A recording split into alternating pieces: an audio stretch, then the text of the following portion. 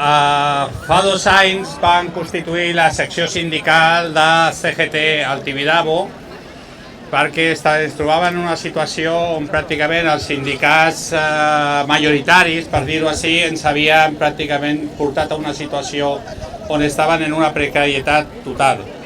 Van guanyar les eleccions, van constituir el comitè d'empresa en majoria, van treure de 13 van treure 11 delegats i actualment ens trobem en una lluita a l'empresa perquè l'empresa està aplicant la política de la por.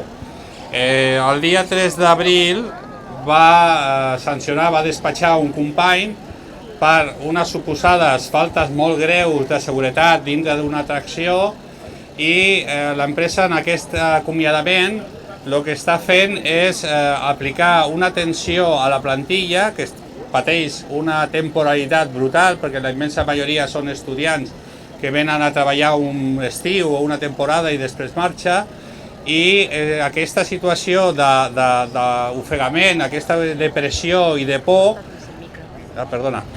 ens està fent que ens hem plantejat a la lluita per primer la readmissió d'aquest company i després per denunciar davant de tothom aquesta pressió que està fent. Portem ja jornades de pressió, jornades de protesta i comunicar-vos a tots que el comitè, la sessió sindical, continuarà lluitant per la readmissió d'aquest company i per